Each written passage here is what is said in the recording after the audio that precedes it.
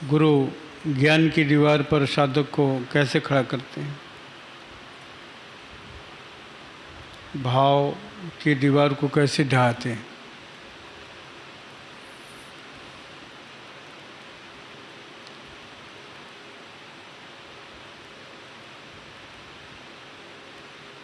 बड़ा दुविधाजनक ये इसका सवाल और उत्तर होगा। इस दुविधा को मैं मिटाने के लिए एक छोटा सा प्रसंग रखता हूँ ताकि आपकी दुविधा सदैव के लिए मिट जाएगी।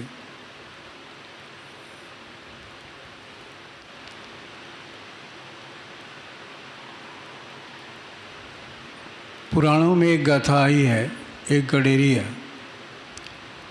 एक गडेरिया जो भेड़ चराया करता था, नित्य उसका काम था भेड़ चराना। और एक दिन महाशिवरात्रि के दिन गांव के मंदिर में पूजा हो रहा था। शाम का समय था। गडेरिया को भी इच्छा हुई कि आज इस पूजा में जो कथा वार्ता हो रहा है पंडित जी के, मैं भी सुन लूँ, इसमें मैं भाग लूँ। कभी भी ऐसी कथाओं में, ऐसी सभाओं में बैठा नहीं था। तो पंडित जी कह रहे थे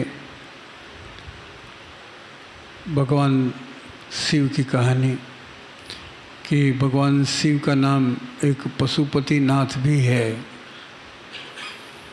उन्हें पशुपति नाथ भी कहते हैं। पशुओं का मालिक, पशुओं का पति। बड़ा गडेरिया ध्यान से सुन रहा था। पशुपति नाथ यानी पशुओं को भी चराते होंगे, देखभाल करते होंगे। हमारे ही बिरादरी जैसा लगते हैं कि हैं, हमारे ही जैसे काम करते हैं ये। तो ऐसी हालत में बड़ी ध्यान से सुनने लगा वो कि ये कैसे चरवाही करते हैं। और इस संसार के मालिक हैं, संसार के पशुओं के मालिक हैं, चरवाही करते हैं। और पशु भी तो हमारे पास तो एक भेड़ ही है जो 100 गोहों की, और 100 भेड़ें हमें तो परेशान करके रखती है। पर ये तो जो चराते हैं, पता नहीं कितने पशु इसमें होंगे, कितने तरह के पशु, और कितने लाख करोड़ों पशु होंगे, और विभिन्न पशु, सबको चराना एक आदमी के बस की चीज़ है। ये कितनी बड़े होंगे। कथा चल रही थी, लेकिन गडेरिया यहीं पर रुक गया और सोचने लगा कि ये मनुष्य कितना बड़ा होगा, उसका हाथ कितना बड़ा होगा, उसका पैर कितना बड़ा होगा, उसकी आंखें कितनी बड़ी होगी, उसके जो डंडे होंगे, डंडे कितने बड़े होंगे। एक जगह से हाँकना, सबको बटोरना, इकट्ठा करना, सबको सजा देना, सबको न्याय देना, वो हद सा जा रहा था। उसकी आकृति बन नहीं रही थी उसके कि वो कैसा होगा, ऐसा होगा, ऐसा होगा, ऐसा होगा, ऐसा होगा। ऐसे ही सोच रहा था। और उसकी आकृति उसके अंदर में बनती चली जा रही थी भगवान शिव का। 3 घंटा कथा चली। 3 घंटे तक ले वो उनकी कल्पना करता रहा। वो कुछ भी कथा में कोई दूसरी बात सुनाई नहीं, वो केवल कल्पना करता रहा उनकी विशालता की। इतना बड़ा संसार, एक गांव भी नहीं, एक गांव भी रहता तो एक गांव के भी पशु इतने बड़े होते हैं, इतने ज़्यादा होते हैं। एक आदमी के चराने की औकात नहीं एक गांव के पशुओं को, पर ये पूरे संसार के पशुओं को चराते हैं। इस तरह से वो कल्पना कर रहा है, कल्पना कर रहा है, कल्पना कर रहा है, कल्पना करता है। कल्पना हमें बहुत विकसित करती है। कल्पना ये जो शक्ति है ना, हमें बहुत बड़े साइंटिस्ट बनाती है, बहुत बड़े मैथमेटिशियन बनाती है। बहुत बड़ी चीज़ है कल्पना। कल्पना की सिद्धि हो जाए। बहुत लोग कल्पना की साधना करते हैं। बहुत ऊंची चीज़ है कल्पना। और इसी तरह से 3 घंटे उसके बीत गए, कल्पना में ही बीत गए। और 3 घंटा एक ही विचार में रहना बहुत बड़ी बात है, बहुत बड़ी बात है। यहाँ तो 60,000 विचार हमारे अंदर रोज़ पैदा होते हैं। रोज़ हमारे अंदर 24 घंटे में 60,000 विचार हमारे मन से निकलते हैं। ऐसी हालत में अगर कैलकुलेशन कीजिए तो 1 मिनट में 42 विचार आते हैं। 1 मिनट में जहाँ 42 विचार हैं, वहाँ पर आप वर्तमान क्या बना सकते हैं? आप कितना बड़ा वर्तमान बना सकते हैं कि आपका मन कुछ काम करने के लायक हो जाए? कितना? जब 1 मिनट में 42 बार मन में ठोकर हो रहा है, तरंगे उठ रही हैं उसमें, ऐसा मन क्या कर सकता है? कितना बली हो सकता है? कितना कमज़ोर हो सकता है? कितना कमज़ोर हो सकता है? इस मन से क्या कौन सा काम हम कर सकते हैं? वर्तमान का कोई काम कर सकते हैं क्या? हमारा कभी वर्तमान बन सकता है? ये मन बना सकता है? इसमें दम है? नहीं दम है। इसीलिए तो साधना करते हैं, ताकि मन ठहरने लगे और हमारा वर्तमान बड़ा हो सके, एक उपयोगी वर्तमान हम बना सकें अपने जीवन के लिए। तो इस तरह से 3 घंटे का जो वर्तमान बनाया, उसका मन ठहर गया और वर्तमान बनने लगा। 3 घंटे में एक फिल्म तैयार हो गई। शिव जी पर उसने एक फिल्म बना दिया। अब आराम से रील चालू है और देख रहा है। कथा समाप्त हो गई, पंडित जी चले गए, वो भी उठा, क्या हुआ कथा में कुछ सुना नहीं, बस इतने पहली फेज में वो लटक गया और वहाँ से घरे आया। घर पे आया और जाकर सो गया। अब सो जाने के बाद अब सारा रात वही दृश्य देख रहा है। शिव जी कितने लंबे हैं, चौड़े हैं, कितनी बड़ी आँखें हैं, कैसे पैर हैं उनके, कैसे बाहु है उनके, जटा कैसे हैं उनके, सब दिख रहा है। अभी तो वहाँ तो कल्पना में था। अब उसका अक्स मन पड़ा, एकदम पूरा फिल्मा दिया, रात भर फिल्माया मन ने। और उस फिल्म को जब देखा सारी रात, तो सुबह उसकी स्थिति अजीब सी हो गई। इतना बड़ा वर्तमान रात भर में बना दिया और पूरा उसका होलिया ही चेंज हो गया। सारी सोच उसकी चेंज हो गई। कितना त्याग आ गया उसके अंदर में, कितना तपस्या उसके अंदर में फलीभूत होने लगा, कितना उदासीपना आ गया उसके अंदर में, कितना आकर्षण हो गया भगवान से। अब भगवान भी बात करने लगा, क्योंकि उसका शर्त पूरा हो रहा है। और जितनी भगवान की बातें याद आ रही है, जितना वो पवित्र हो रहा है, जितनी उनकी याद आ रही है, उतनी ही पवित्रता आ रही है उसके अंदर में, पवित्र भरता जा रहा है पवित्रता। अब इस तरह से सुबह उठा और सभी भेड़ों को लेकर के और रफू चक्कर हो गए। जल्दी निकल जाओ, नहीं तो भैया कहीं दूसरा काम लगा देंगे तो बड़ा मुश्किल हो जाएगा। ये काम बड़ा अच्छा है, लेके चलो और फिर कहीं इन लोगों को खड़ा करके फिर उसी मौज में डूब जाओ। एक मौज मिल गया था। अब वो चाहता था कि जल्दी इन भेड़ों को ले चलें और कहीं थोड़ा बहुत चरा परा करके, और बस उसी चिंतन में, उसी वार्तालाप, भगवान के से वार्तालाप फिर करें। चलते फिरते तो थोड़ा वार्तालाप थोड़ा कम हो पा रहा था, भेड़ों पर नज़र रखनी थी, तो जल्दी जल्दी इधर उधर घुमाया, टहलाया 1-1.5 घंटा। उसके बाद एक पेड़ के नीचे इकट्ठा कर दिया और फिर उस डूब गया उस भगवान के दर्शन में, भगवान शिव।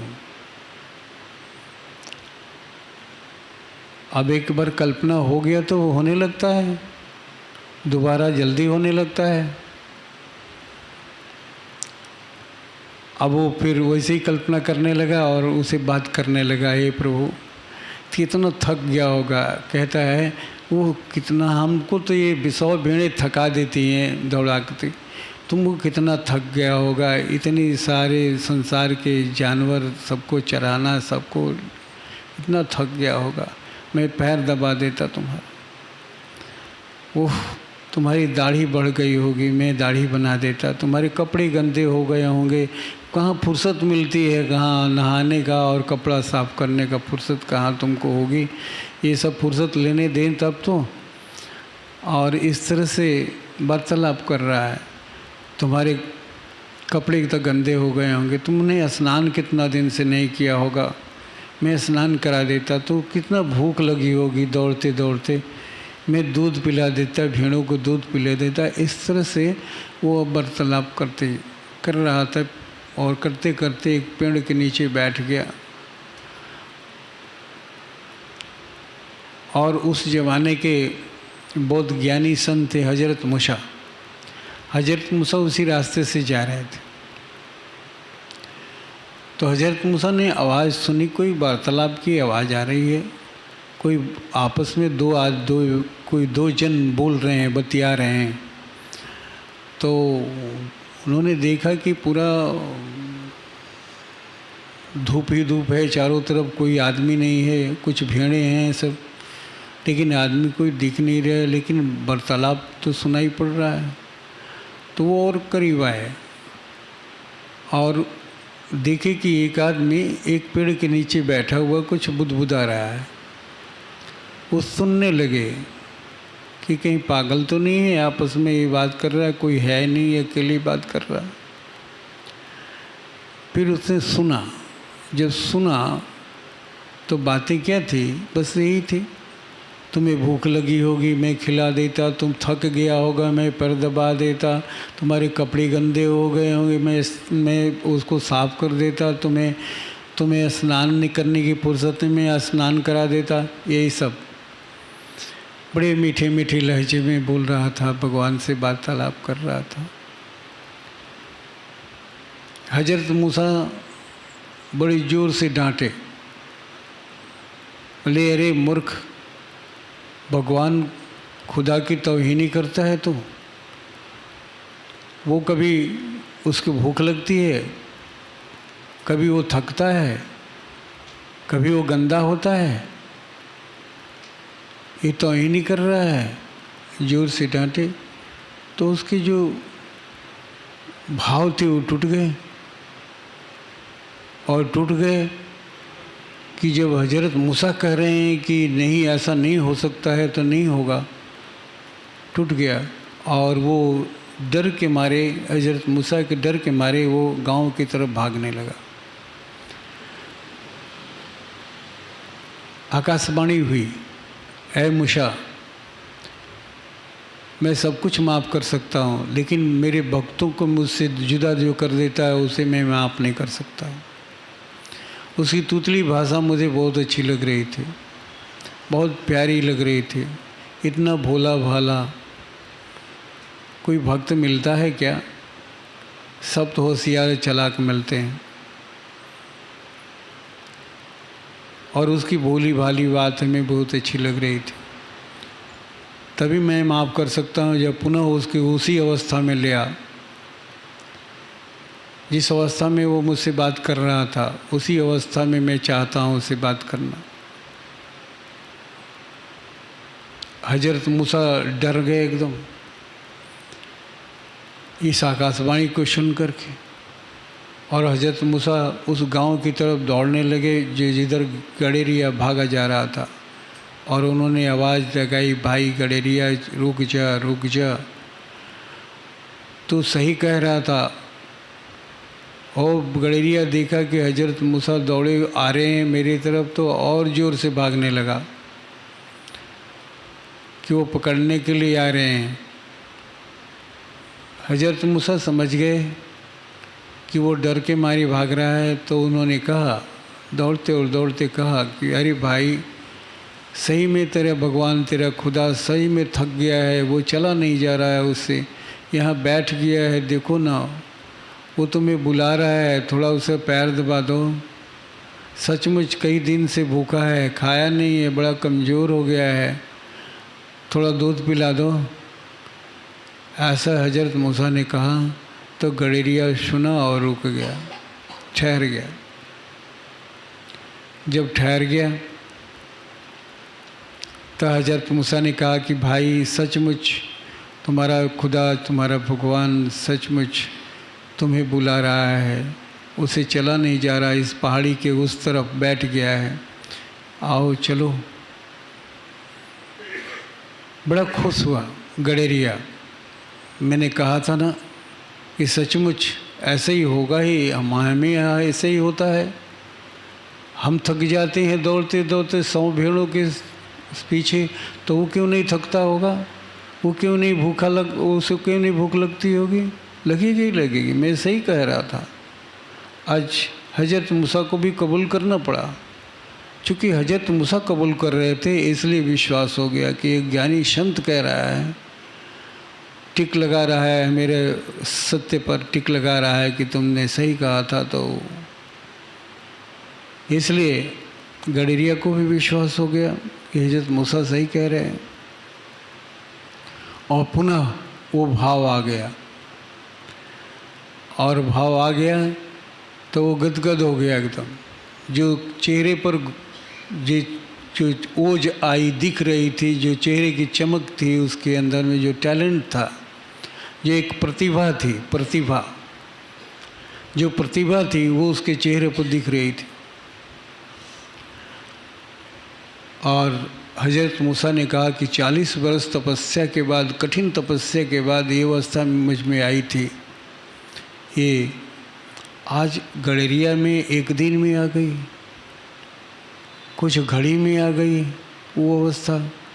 अब गडेरिया को खड़ा नहीं होना जा रहा था, लग रहा है कि शरीर उसकी हवा हो रहा है, हल्का हो रहा है, शरीर अब गिर जाएगा, इसलिए वो धीरे से चुपचाप बैठ गया और खो गया, उस समाधि में खो गया। तो ये है भाव का ढहना। किसी ने कह दिया कि ऐसा नहीं होता है, कोई ज्ञानी आदमी ने फटकार दिया कि ऐसा नहीं होता है, तो उस दिन भाव ढह जाता है। क्योंकि ज्ञानहीन भाव है ना, वो अंधविश्वास भाव है ना, किसी कथा कहानी के सुनकर हुआ है, थोड़ी देर के लिए हुआ है, एक बार चमत्कार दे सकता है लेकिन दोबारा नहीं। एक बार चमत्कार घटित हो सकता है लेकिन दोबारा नहीं हो सकता है। दोबारा कोई न कोई उस सत्य का पर्दा हटा ही देगा, और हटा देगा, उसी दिन समाप्त हो जाएगा तुम्हारा ये भाव। ये भाव तुम्हें आगे नहीं बढ़ा सकता है, ये भाव तुम्हें सहनशीलता नहीं पैदा कर सकता है कि तुम कठोर स्थिति में चले जाओ, तप की स्थिति में चले जाओ, किसी विपत्ति की स्थिति में चले जाओ और तुम उस विपत्तियों को सहने के काबिल हो जाओ। नहीं हो सकोगे, तुम्हारा भाव ढह जाएगा। जब कोई विपत्तियाँ आएंगी, कोई आपत्तियाँ आएंगी तुम पर, तुम्हारे काम तो संसारिक काम एक सिद्ध हो जाएंगे, हो सकता है कि एक बार हो जाए, लेकिन दोबारा नहीं हो सकते हैं, क्योंकि दोबारा कोई न कोई विपत्ति आएगी और उसमें ये भाव समाप्त हो जाएगा। आज टूटे या कल टूटे, आज गिरे या कल गिरे, गिरना ही गिरना है। इसलिए गुरु इस भाव पर खड़ा होने की बात नहीं कहता है कि ऐसे अंधविश्वास की दीवार पर खड़ा होकर के तुम अपना मकान बनाओ, वो मकान कभी भी ढह जाएगा। इसलिए वो एक ऐसा अनुभूति देता है, ऐसा इल्म देता है, ऐसी प्रणाली देता है, ऐसी विधि देता है, ऐसे क्रिया कराता है कि वो उससे एक अनुभूति सेल्फ रियलाइजेशन होता है। स्वयं को अनुभूति करो और वो अनुभूति को डिनाई नहीं कर सकते हो, ना नहीं कह सकते हो कि मुझे नहीं हो रहा है। तुम्हारे मन को चौक कर देता है, रोक देता है, खड़ा कर देता है। उसके अंदर में तुम्हारे मन को शांत कर देने की क्षमता है। तुम में नहीं है लेकिन उस सद्गुरु में है, इसलिए वो तुम्हें उस शांत कर देगा, उस अनुभूति करा देगा। जब अनुभूति के दर पर जब आओगे तब उसको महसूस करोगे और रोज़ महसूस करोगे। एक दिन नहीं, एक दिन चमत्कार करके नहीं दिखा रहा है, रोज़ अनुभूति करके दिखा देगा। रोज़ तुम अनुभूति करोगे, रोज़ तुम डूबोगे, रोज़ खोओगे और जो बता रहा है जैसे जैसे वैसा वैसा होते चले जाओगे। अपने आप में देखोगे कि हम क्या हो रहे हैं, कितनी तब्दीली हमारे अंदर में आ रही है। इसलिए कहता है कि भाव की दीवार पर वो ढहा करके वो ज्ञान की दीवार पर तुम्हारा घर मकान को खड़ा करता है। वो कहने का मतलब यही है कि ज्ञान की दीवार पर आपका मकान जो अब खड़ा हो रहा है वो ज्ञान की दीवार पर है। जैसे जैसे आप संयम अवस्था में पहुँचेंगे, संयम अवस्था, वो संयम अवस्था जहाँ बाहिर्मुखी समाप्त हो जाता है, बाहरी ज्ञान समाप्त हो जाता है, बाहिर्मुखी कोई भी कदम हमारा नहीं रह जाता है, सब अंतर्मुखी हो जाता है, अंतर्मुखी हो जाता है। बाहर की दीवारें, कोई भी दीवारें, बाहरी दीवार पर वो मकान नहीं होता है, हमारे आंतरिक दीवार पर वो मकान खड़ी हो जाती है। वो संयम अवस्था में जब पहुँचते हैं, जब हम संयम अवस्था में